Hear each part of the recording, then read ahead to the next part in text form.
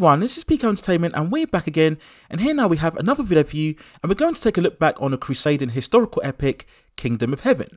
Released on the 6th of May 2005, it stars Orlando Bloom, Eva Green, Liam Neeson, Jeremy Irons, David Thewlis, Brendan Gleeson and Martin Kosikas and Edward Norton, and it was directed by the acclaimed filmmaker Ridley Scott. Now the story of Kingdom of Heaven is set within the 11th century during medieval times within Jerusalem, where we have a very fragile alliance between the Catholic Crusader states and the Muslim communities. We then go to France, where we see a young Balian who is a blacksmith, and Balian is grieving over the recent suicide of his wife and their unborn child. He's later visited by a group of Crusader knights, including his father, Baron Godfrey, who asks Balian to join him on returning to Jerusalem. After initially refusing, Balian eventually joins the group, and after being ambushed by soldiers within the forest, they arrive at Jerusalem with Godfrey suffering heavy wounds. Now before his death, Godfrey anoints Balian as the knight committed to serving the ruler of Jerusalem, which is the King Baldwin IV. Balian feels conflicted as certain rogue leaders within the Templar communities of the kingdom ruthlessly murder Muslim civilians during their raids, which escalates an eventual war against them and the Muslim communities. Now the leader Saladin garners aspirations of one day reclaiming the Holy Land of Jerusalem. So Balian then has to try and uncover the tyranny within the kingdom and also prepare the city for an all-out final stand against the emerging Muslim forces. Now when looking back at Kingdom of Heaven, it's a very well crafted, grandiose historical epic that's let down by some storytelling flaws and characterization issues. On the surface, it has all of the elements for a great historical film. There's plenty of action, intensity, there's a certain gravitas and sophistication. We have excellent cast and performances, musical score, and an overall serious tone. And one can't deny the scale and visual scope of this film. Director Ridley Scott brings a real cinematic sweep with some stunning shots and sequences. We have the intense and quite violent ambush of Godfrey's soldiers in the beginning half of the film. We then get the incredible shots of all of the Crusade and Muslim forces meeting together in the desert for negotiation. We have these awesome wide-spanning shots of the forces where we see Baldwin and Saladin coming together. It's truly fantastic cinematography, especially if you're watching this in any 4K resolution. We then have the exciting action as Balian's forces charge against the Muslims to protect the city of Balian.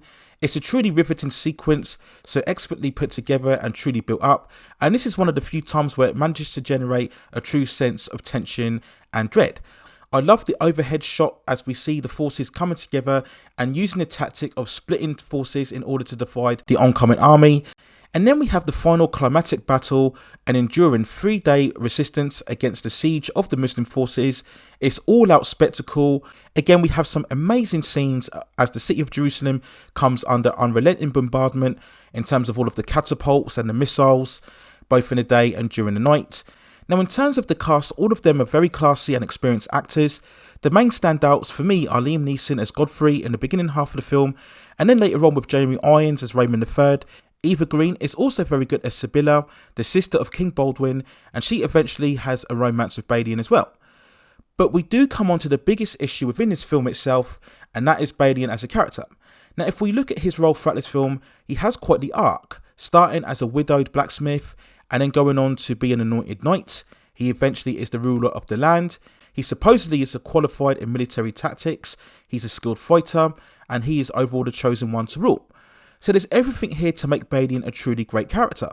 But like the movie itself, he never really soars to the heights that the initial setup puts him up to be. And unfortunately, we have to lay the blame solely at Orlando Bloom, who whilst has the look of the warrior, he never convinces in his overall performance. Whether he's playing the more muted, brooding personality, or the inspirational leader, the saviour of hope, Orlando Bloom just fails to nail any of these characteristics that are integral to the makeup of the character.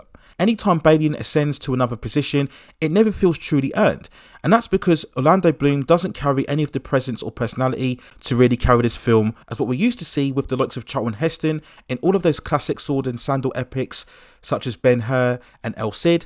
We look at Mel Gibson in Braveheart, Russell Crowe in Gladiator, and Tom Cruise in Last Samurai. Now all of these were experienced leading actors who could inject that heart and charisma that is needed for this type of film. But Orlando Bloom, for the most part, is all pensive stares and softly spoken words, and he just lacks any real guile or conviction to really make you believe in the character and what he's doing. All of the supporting actors play far more interesting characters who, to be honest, could have carried the lead in the story, and it probably would have benefited the film overall. In movies like this, you absolutely need the lead character to be compelling, and sadly Orlando Bloom isn't it. Now, I do understand at this time he was seen as the next big actor after roles in Lord of the Rings, Pirates of the Caribbean and Troy, but I could go as far to say that he was really miscast in this role.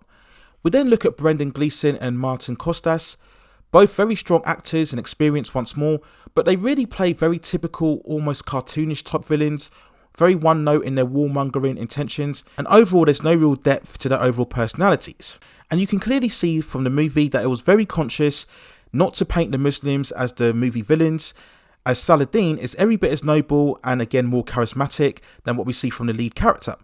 Now, this was a result of the current climate when this film was released, where post 9/11 Hollywood was very circumspect in how it portrayed certain demographics, especially from Muslim or Islamic communities.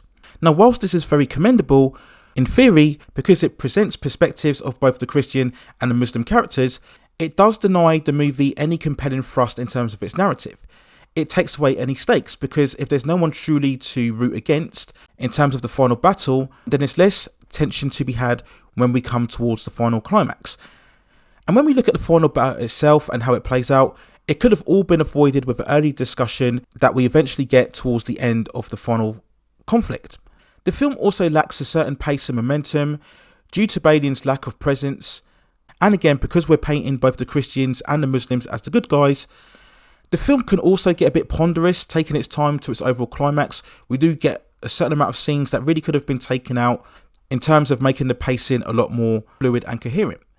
So we then go on to the movie's overall release, and it was somewhat of an underperformer at the box office, grossing only $218.1 million of a massive $130 million budget. So it wasn't really generating a big profit for the studio. Overall, it received mixed reviews, many critics stating that it lacked a certain depth, and certainly criticising Orlando Bloom and his lack of impactful performance. It was also at the end of the current boom of the modern historical epic that was rejuvenated with Gladiator in 2000 and continued with the likes of Last Samurai in 2003 and Troy in 2004. And I just think at this stage, mainstream audiences just grew tired of the genre at this overall point. We do then have to talk about the extended director's cut of the film, which was released on December the 23rd in 2005. With an additional 45 minutes, it does give a far more measured pace. We get some earlier scenes of backstory with Balian having memories of his wife and also Godfrey having ones of his time in Jerusalem when he was younger. It also gives far greater weight and context for Sibylla, who has to deal with the fact that her son has also inherited the same leopard disease as the king. So we get far greater depth and trauma with this character, and I think it also enhances Eva Green's performance throughout the film. Now, we also get an unnecessary final fight between Balian and Guy that has no resonance whatsoever towards the final conflict, as that already has been resolved following the siege of Jerusalem. So there was no surprise that they took this scene out during the theatrical cut. So the extended edition is without question an improvement. Whilst it doesn't fix all of the flaws within the movie, it does overall give a superior version. And summing up Kingdom of Heaven, it is very much a flawed historical epic. It's full of beautiful cinematography and classy performances, stunning battle sequences, and it does have a certain sincerity and gravitas, but it's just let down by a lackluster lead character and a somewhat ponderous script. So those are my overall thoughts and feelings and look back on Kingdom of Heaven. Let me know what you think in the comments below. Where do you think it ranks both in the filmography of Ridley Scott and also in the era of historical epics, particularly the ones from 2000 when we had that renaissance led by Gladiator? Let me know what you think in the comments below. And if you have any other films of this type that you'd like to see me review, or any other television shows, or any other topics within the entertainment and pop culture scene that you'd like to see me cover, then also let me know in the comments, and I will see if I can provide further commentary for you on those topics within the future. Please also hit and like the subscription and notification buttons so I can provide you with more high quality content like this in the future. But that's it for now. Take care of yourselves, and I will see you very, very soon.